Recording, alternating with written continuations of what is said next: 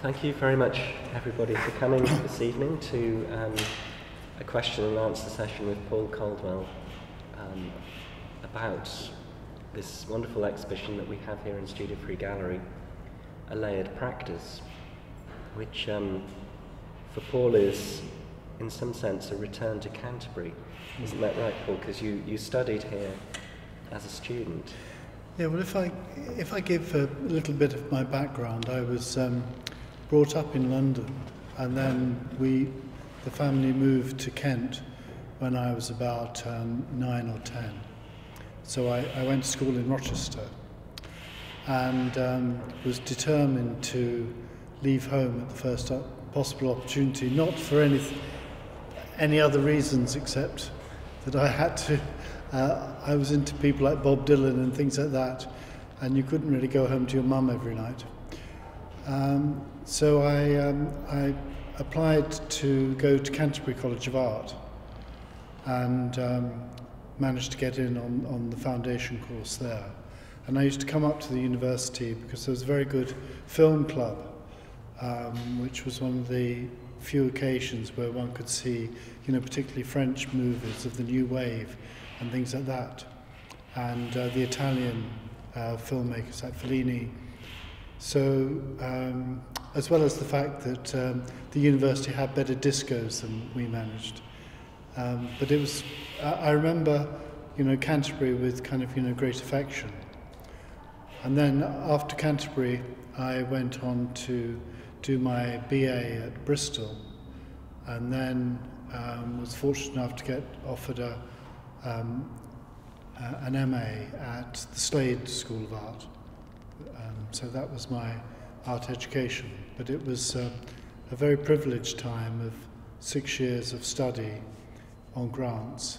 And although, things were sort of rather a struggle, I can remember one Sunday having a Swiss roll as Sunday lunch, because it was at the end of term and I'd run out of money. But they were very exciting times, and being a student then was very much about being part of an alternative culture. And you were in a kind of rather privileged minority. And it was in Canterbury, I think, that you first were introduced to Giorgio Morandi's art. Yes, this slightly embarrassing incident, really, because there's always a big difference between the way one would like to be pictured and the way one actually is. And especially as a teenager, one is, every morning you wake up and you think you could be something else. And when I went to college, I really thought that the model of the artist of Jackson Pollock seemed to be the kind of rebellious, devil-may-care, hard-drinking adventurer that one should be if you went to art college. But it very quickly wasn't for me, and when I started to work in a very expressionistic way, I found it slightly embarrassing. And I had a very good tutor called Eric Hurren, who was he was always very encouraging, slightly paternal, but very caring. And after seeing all my struggling with abstract expressionism, he took me into the library and showed me this very large book of the work of Giorgio Morandi, an Italian still life artist. And I was hooked. I recognized in the quietness of Morandi's work something that was actually much more true to my nature than the other extreme. And he's become, he's been an influence really ever since. I mean, what I should say as well is that it was very inspiring. Printmaking is generally on the lower threshold of what's acceptable as an artist. You have painting, sculpture, printmaking. Printmaking is often pretty low down. And Morandi was very important because he had a practice that was involved both painting and printmaking, and they were both seemed to be of equal value. And so it seemed to offer a kind of proposition that you could be totally committed to printmaking and still have a very serious practice, as opposed to printmaking being something which is a very secondary thing, you know, a cheap version of something else you do, you know, in either painting or sculpture. So it was important on those two levels. About 30 years later, I decided that I wanted to formally explore my interest in Morandi in a way that was a little bit more considered. He was an artist that in so many conversations with other artists, his name would come up. He's someone that seems to exert quite a profound influence, particularly in Britain. And I proposed an exhibition to the Estrick collection that currently have a big show of Morandi's prints on show at the moment. And I proposed a show to them where I would look at the influence of Morandi on British art. And I was fortunate in getting an AHRC grant to explore this, which gave me some time, money for a catalogue, and travel to go to Italy and also interview some people. And I worked on this show for about a year, interviewing artists like Tony Cragg, Patrick Corfield, and a number of others.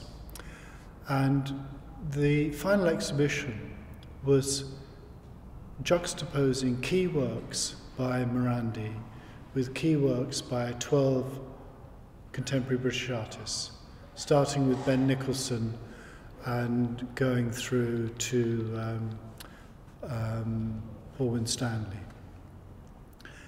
And what I was a number of you in the audience are sort of very involved in art history, and I don't have an art history background. I'm basically a practitioner, and I very much wanted to curate a show not from the viewpoint of an art historian, but from a practitioner, where you privy the fact of looking as being one of your key forms of research.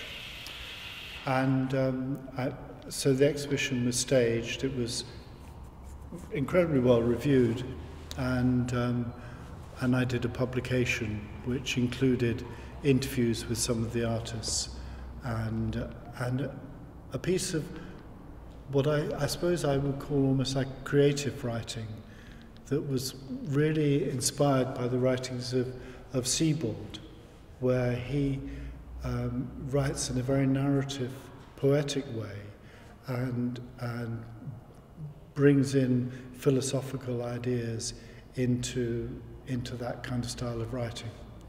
So it was for me it was a wonderful project, and it was a way of formally coming to terms with this influence that has had such a big impact on me. One of the interesting things about writing is that the style of writing is rarely discussed. The content is generally what's discussed, but I suppose as an artist, one of the things that I often have to do is think about what language am I going to use to explore this idea. So in some ways, the kind of style of writing is the equivalent of developing that kind of language. And another book that was really important to me at the same time was Bob Dylan's Chronicles, which when I was speaking to Chris Frayling, he asked me what books I would recommend to a student studying research. And out of two books, I said Bob Dylan's Chronicles. I said because it lays out a complete research methodology in terms of him going to New York, him exploring all the cafe scenes and the clubs. He even sort of steals records and things like this. He makes journeys to go and see Woody Guthrie. He absorbs all this along with reading widely. He even has a girlfriend who is incredibly well read in French literature, and somehow he absorbs this and then forms his own language out of it. And I thought it was sort of quite a good parallel. I'm not sure if Chris Frayling was completely convinced, but anyway. The first prints in the show are the 4 chairs, and that was, when I made that set of prints, I laid down a kind of modus operandus. My Latin's not too good, I'm afraid. For a way of working, and that I would always work in groups of work rather than one-off things. And particularly in printmaking, there's a kind of pragmatic reason for that. Because, for example, I can prepare 4 plates ready for drawing in the same length of time as it takes me to prepare 1.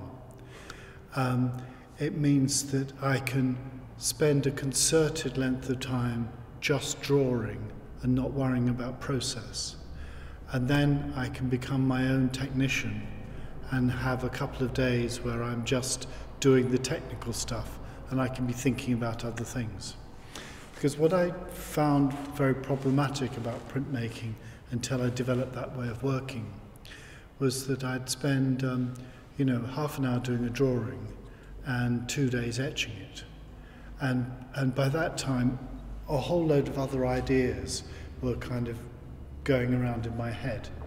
And I'd find that instead of a single idea being articulated in the print, it was a jumble of lots of things.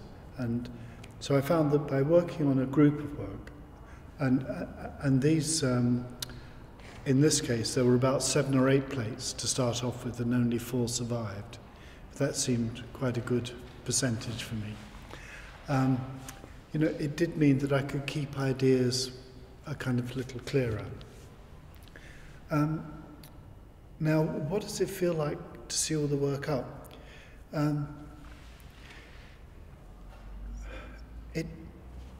There's something very strange that I find about making work, and that is the moment it is completed in my mind, it is as if I haven't done it. But on the other hand, if it doesn't work, then I can't sleep at night and it irritates me and I keep plugging away at it. But the moment it's resolved, it somehow leaves me and I can then look at it as if someone else has done it. And it's a kind of strange feeling. So in some ways, it's almost a little bit like looking at this work, trying to work out what the author might be like. I mean, in some ways, it's a way of me reintroducing myself to ideas that that have become a little distant. There is something else about printmaking that is slightly problematic, and that's that one works on something on paper, and then when it's finished, it's generally put in a drawer rather quickly. It's because you might have a proof pinned up or things like that, but quite often once it's finished, it's put away. So actually getting something framed properly and then having time to look back, look at it from a distance and things like that is it's really exciting. But you're absolutely right in your question. At the end of each piece of work, there is then what happens next? What has this piece of work triggered that opens up new questions or new possibilities? Or has something happened in this work that that I could imagine developing and things like that? So it's that kind of dialogue that starts happening. And I suppose one of the things about being a visual artist is that you have to learn from the work you've done. And so exhibitions are really important in terms of seeing your work under different circumstances, sometimes in different orders that you'd made them, and sometimes some of that jarring can unlock new ideas and things like that. And certainly one of the things I noticed when we'd finished the hang was the way that certain motifs recur, sometimes unexpectedly. The chair prints have the Zurbaran canopy, the Veronica, which then appears in the canopy prints. Yes. Quite a long time afterwards. I know. So this is a particular favourite painting of yours, isn't it, Paul, that you've been fascinated by? Well, I've always, I really got to love Zurbaran. I had a residency in Madrid, and part of the deal was that this was when the children were very young. Part of the deal was we had free passes to the museums. So in the evening, you know, when it was a little cooler, we would go down to the Prado for an hour just to look at one or two paintings. And I've always loved that idea of going to museums, not to do the museum, but to actually see particular things. So I would sort of rush to see this group of Zurbarans and spend half an hour with them, as opposed to sort of trying to do the whole museum all the time.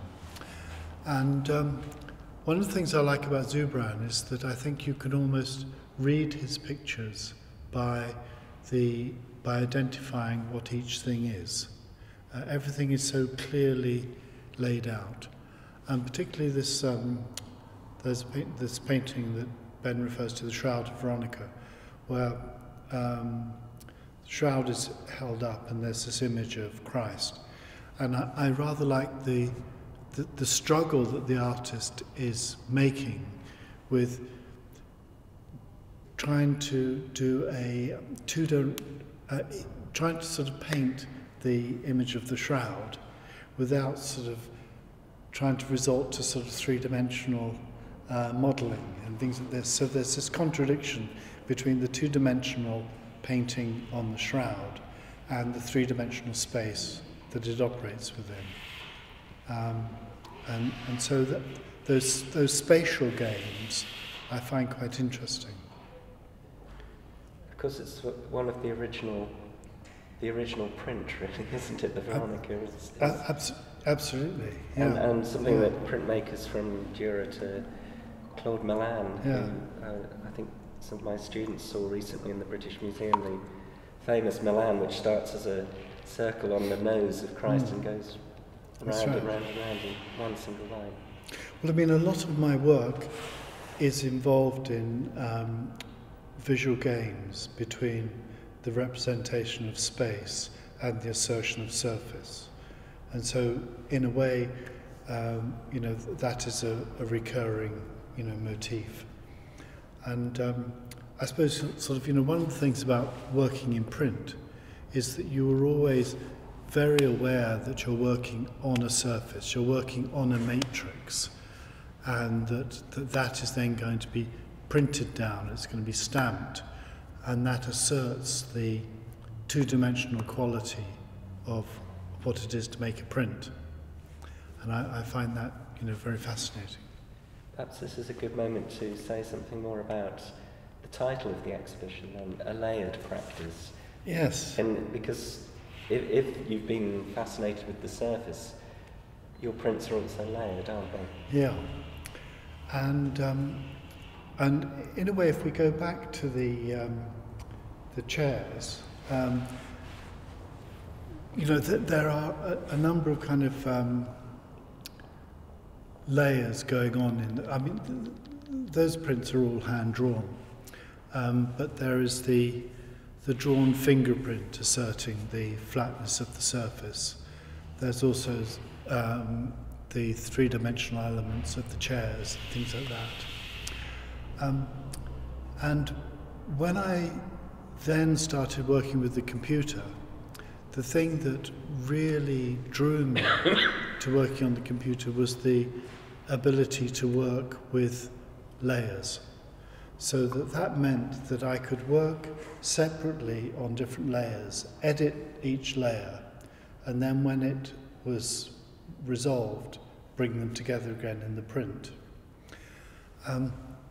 The set of my father's coat, which are next to the chairs, they were my first venture into working with the computer. Now, it's worth just saying that they were made in, I think, 1994, I think.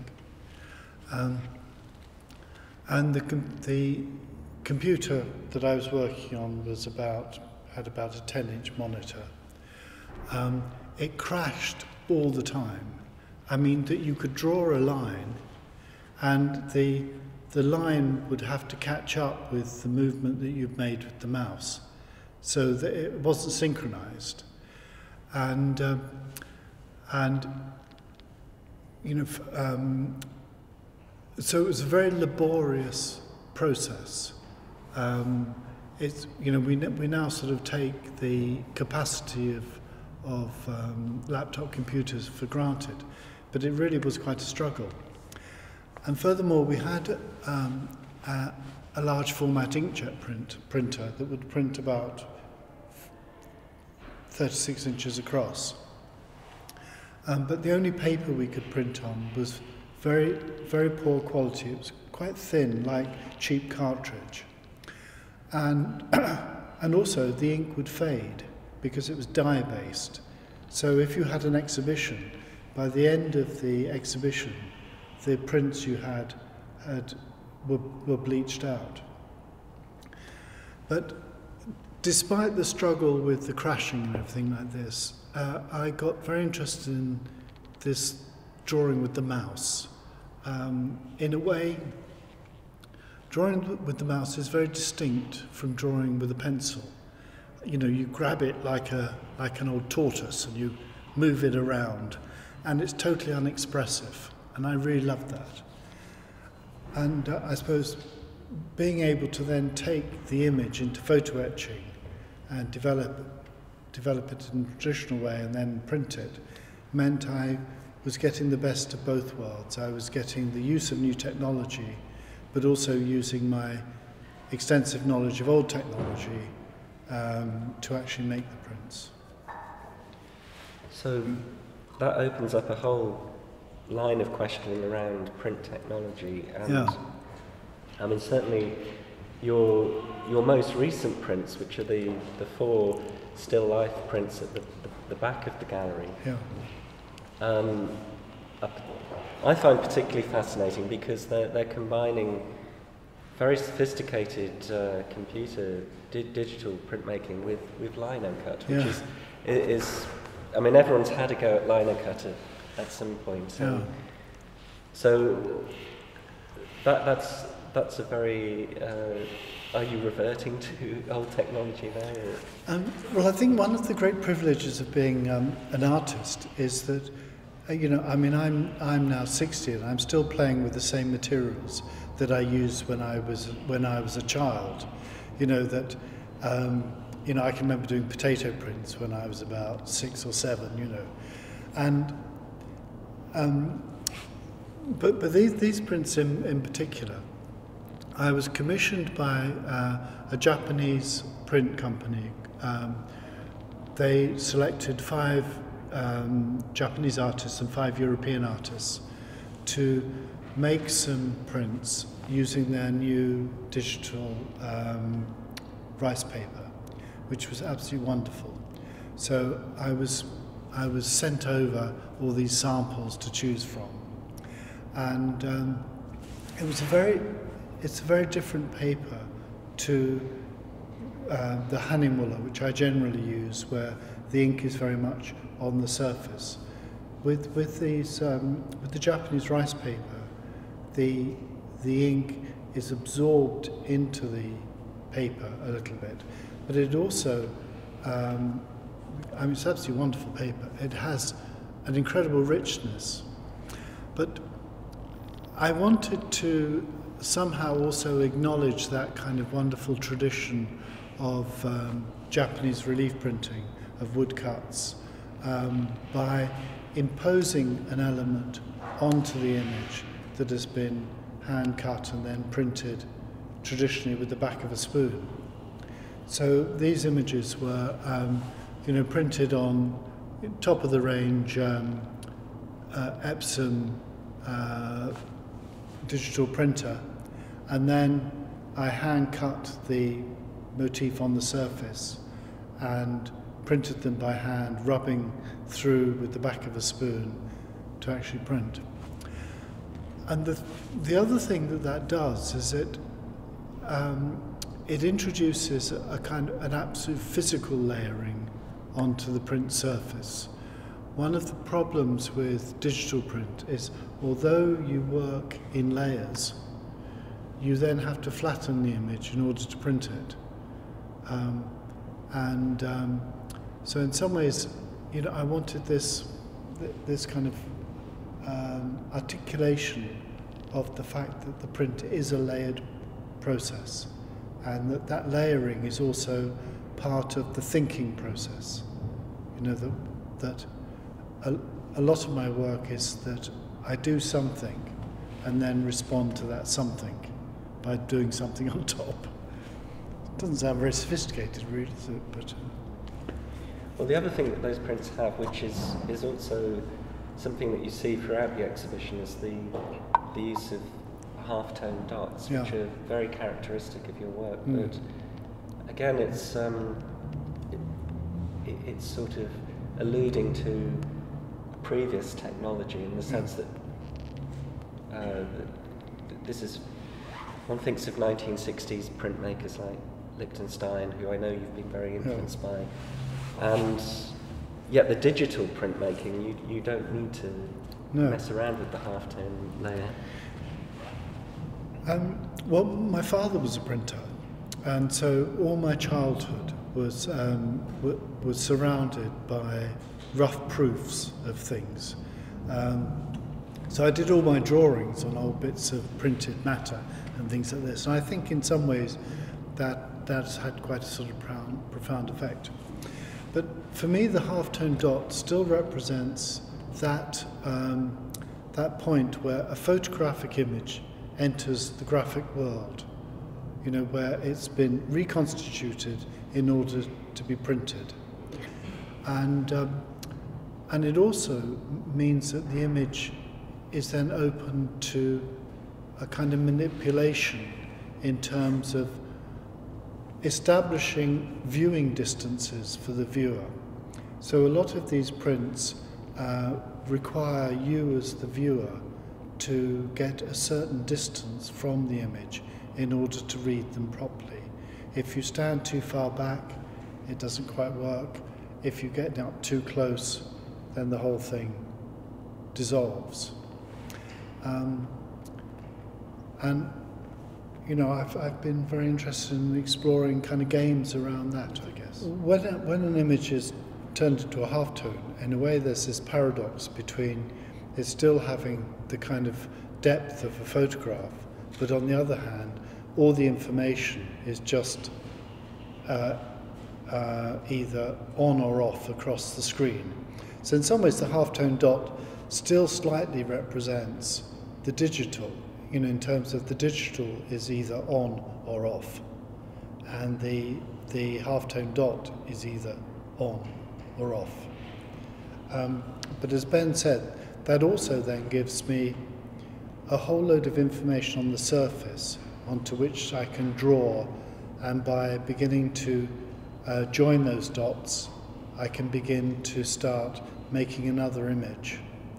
And I suppose in some ways that's also an invitation to the viewer to think about the nature of imagination and how we project onto things and construct our own readings.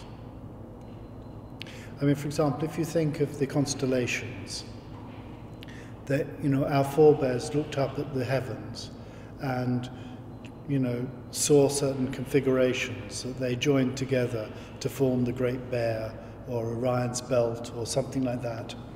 Now, you know, we would probably have the McDonald's sign or Nokia or, you know, a Ferrari up there in the skies. And in some ways, it represents an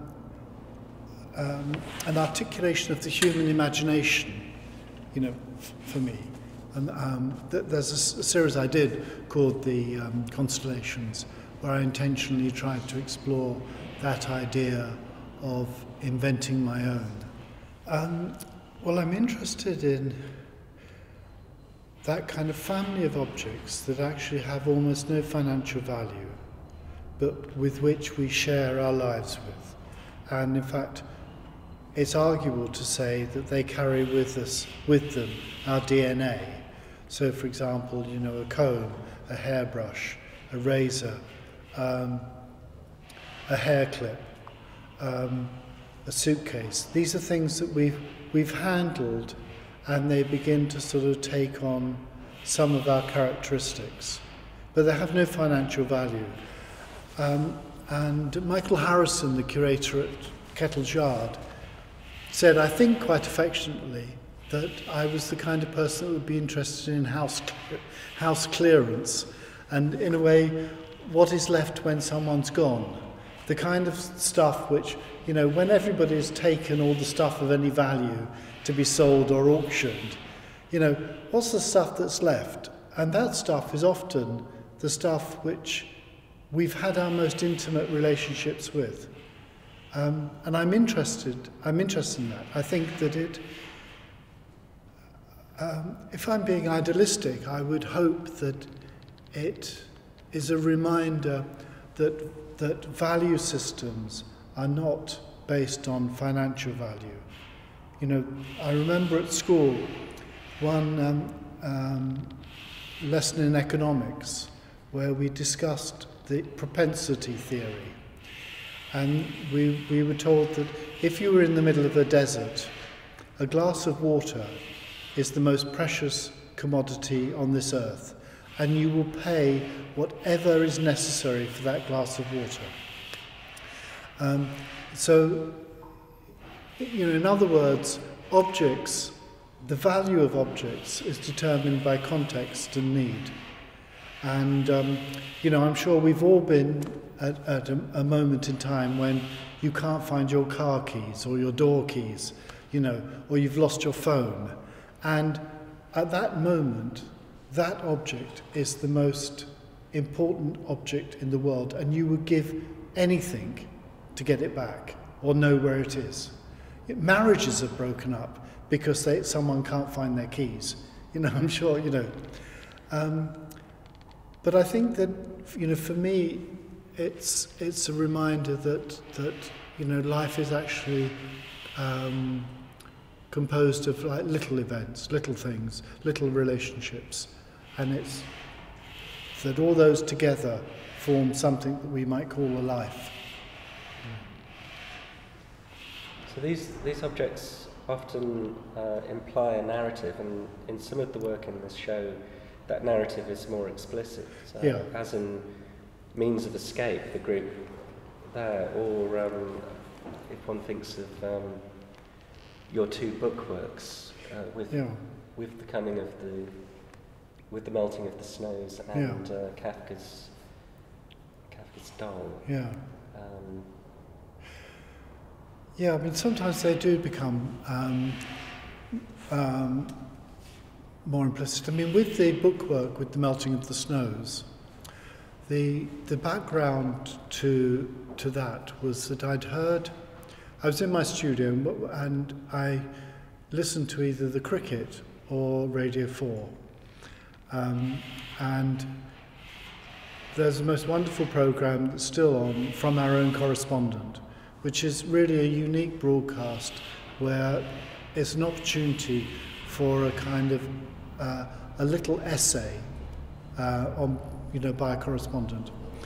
And Martin Bell, the then BBC war correspondent, gave his signing off as a BBC war correspondent in Bosnia. And he talked about the most enduring memory he had of the Bosnian conflict was not all the big things, but of seeing a family, a village evacuating with all the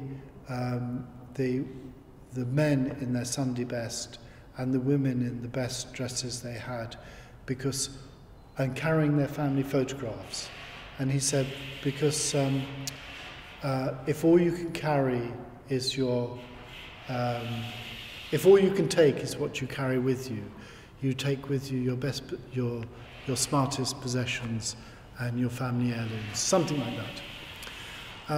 And this broadcast made a huge impact on me because it touched on some of the motifs that I'd been using, but also on the whole kind of sentiment. And I wrote to Martin Bell and I went to see him at the House of Commons and asked permission if I could use his text. And he graciously let me. And I then spent sort of 6 months really trying to reenact this in my studio and through photographs and things like that. So, you know, sometimes it does become sort of, much more implicit, but often it's sort of, more broad and general. So one of the things, going back to your interest in different types of printmaking, is that you have worked with Paula Rago as a printer. Did you want to say something about that? Yes. I mean, in a way, this life is always very interesting because, in a way, one looks back at it in retrospect and tries to make some sense of it.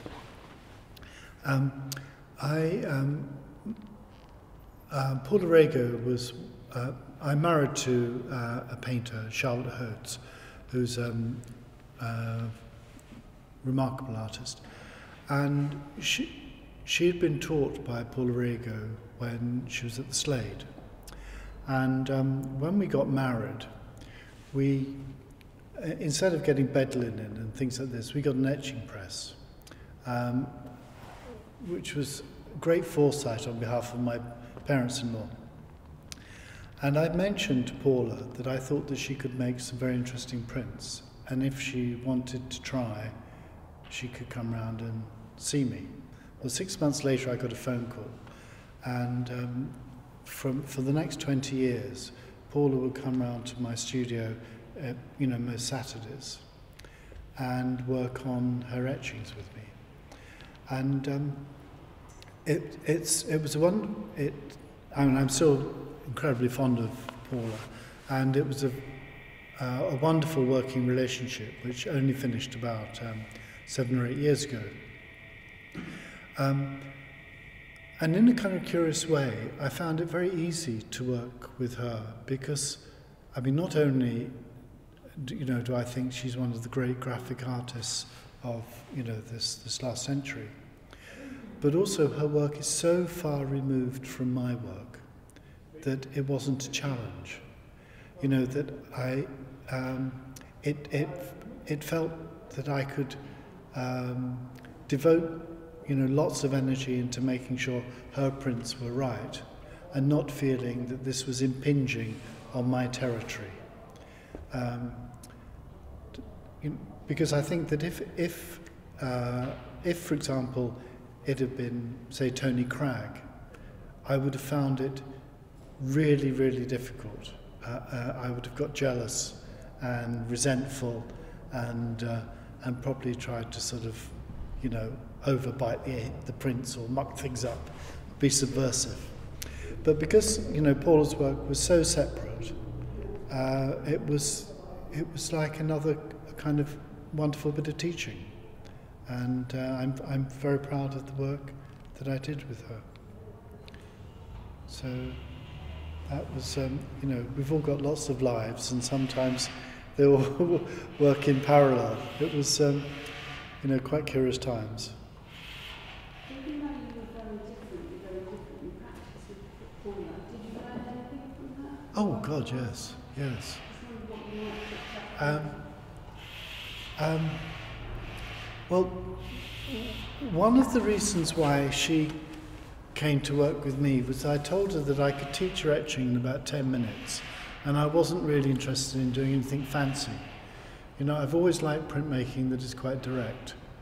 I'm not particularly interested in printmaking that shows off, and you know, so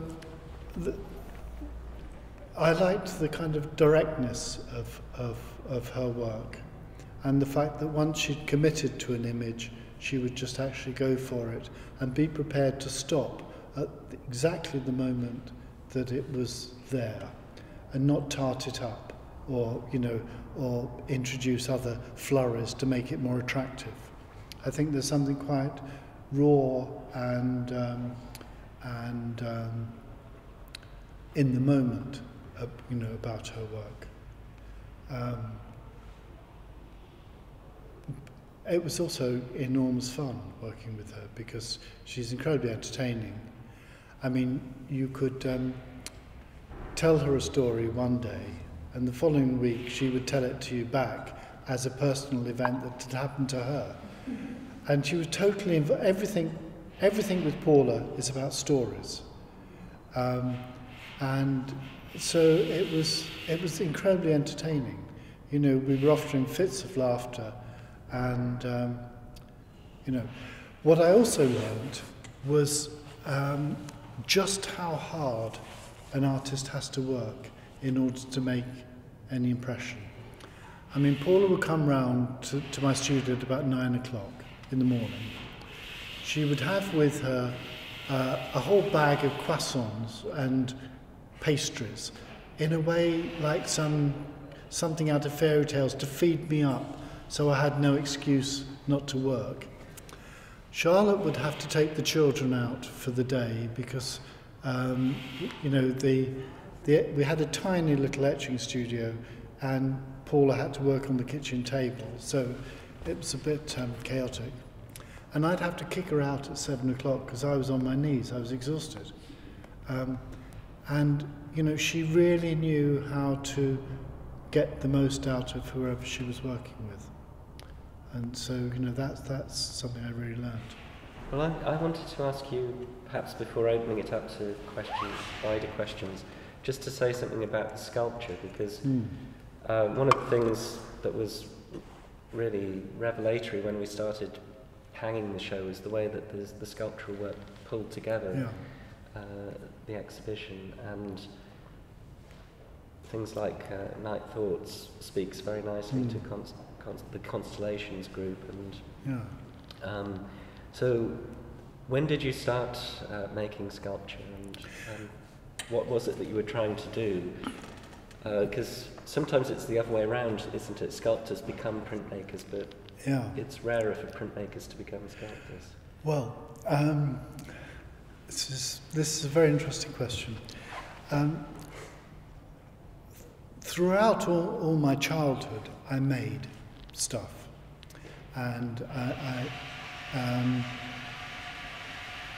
you know, my father was the kind of man, you know, he'd been in the war, and if he saw something, he could make it.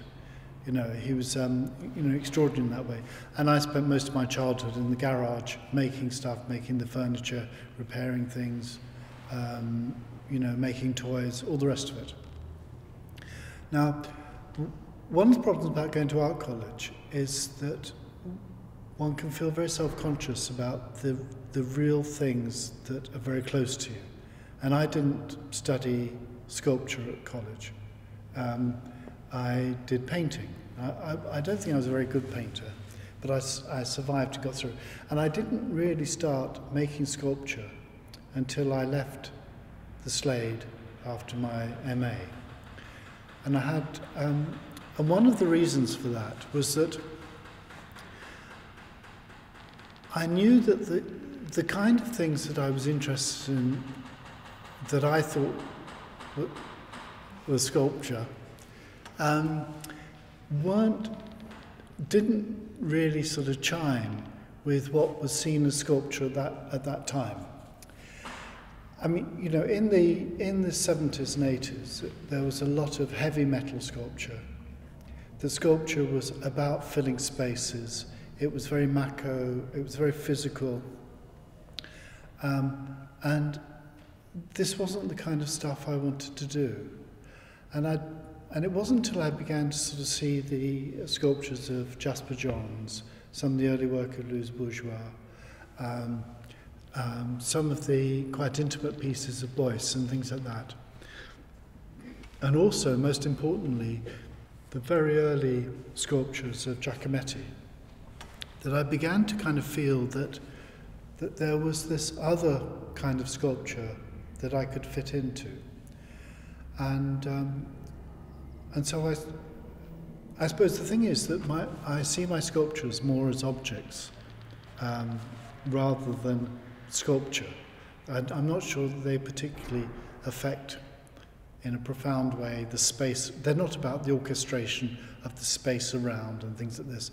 They're of that kind of category of things halfway between a model and an object. I was very fortunate in the art critic Mel Gooding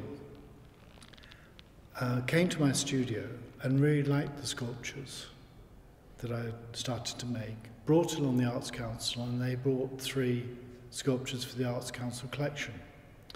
And you know, I'd been so embarrassed about this work that I was calling sculpture that I hadn't really shown it to anyone before that.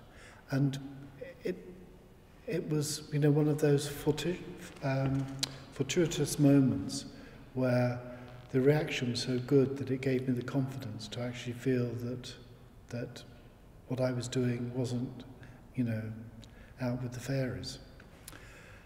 And sculpture has ever since been completely central to my practice. You know, between the sculpture and the prints, ideas bounce one from the other.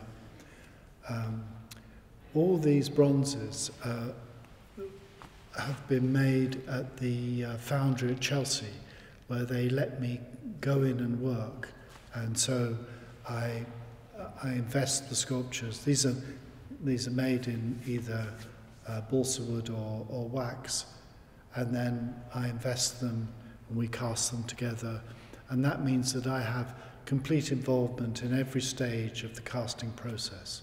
So it's not like delivering something to the foundry and then collecting it changed into bronze. This is an opportunity where I can play in the foundry at all stages.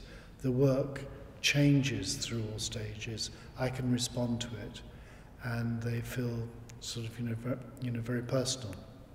And I mean, for me, it's been wonderful to actually see how these 3 sculptures resonate with the prints around, and that's given me lots of ideas.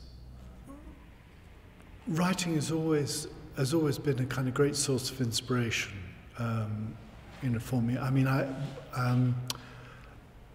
before I went to art college, my ambition, I know this sounds ludicrous, was to go to Oxford and be a poet, but we all have our little dreams, But poetry and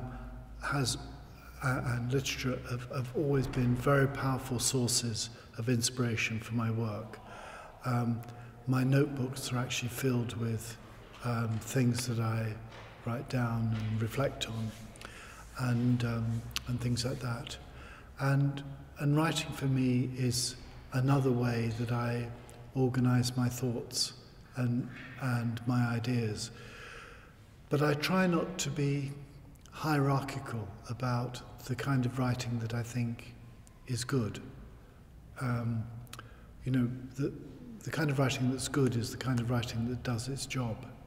And so in a way you have to look for poetry wherever you can, I mean, I suppose in a way one of the things about printmaking is that printmaking is traditionally quite a communal process, you know, as opposed to the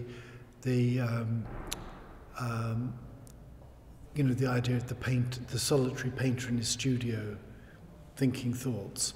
You know, the printmaker is in the studio often with other people, and ideas get bounced around and people help one another and things like that.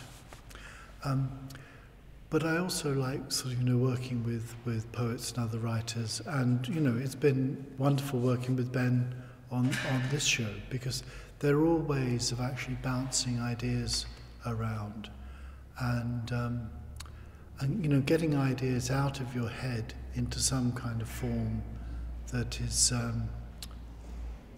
you know, makes some sense.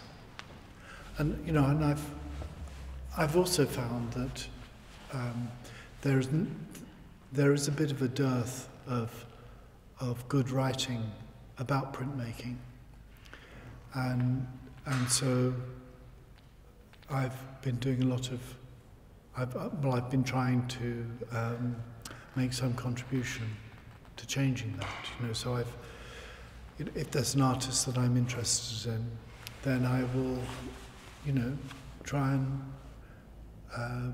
present that work, or what I find interesting in that work, to a wider public.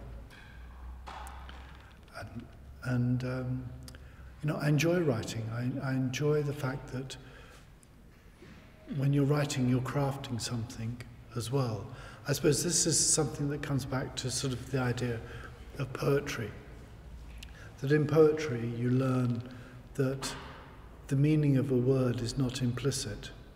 You know, the meaning of the word is dependent on its weight, its position in the line, you know, and things like that. So, you know, I find it very exciting thinking about those nuances and things like that. Yes, I think it's fair to say that there is hardly ever an issue of Print Quarterly or Art in Print that doesn't have some contribution from Paul. You are one of the most prolific writers on contemporary prints. Well, it's been it wasn't planned, and but it's become an enormous pleasure, because I mean, also it's a way of actually having conversations with other people. So you know, if there's an artist I'm writing about, it's a way of actually talking to them as well, and finding out, you know, what makes them tick. So, you know, in some ways I feel that one can act as a kind of conduit for other things. And maybe this also goes back to how I was able to work with Paula. You know, that you see, I don't think,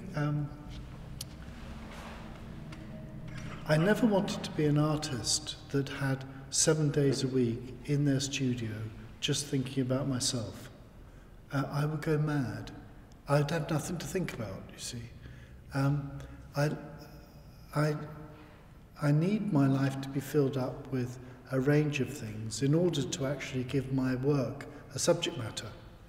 So all these, you know, going back to what Ben very perceptively wrote about my need for conversations, you know, these are ways that I distill and explore ideas that then get into the work as well. But if I had 7 days a week doing it, in isolation, I think I'd be stumped. I don't particularly have a conventional studio. I mean, I have lots of different bits of the house where I do different things. And I work in the foundry, and I go to printers to work and things like that. So I'm kind of a little bit like an itinerant worker. Sometimes I feel a little bit like one of the old, you know, Renaissance masons that sort of go where they're needed, or where they can do what they need to do. I've always, the moment I start thinking of myself as an artist, I get very self-conscious and then think I'm going to do art, and I can't think of anything more boring. So I try and do other things and hope that art might be a consequence. I try and catch myself out all the time.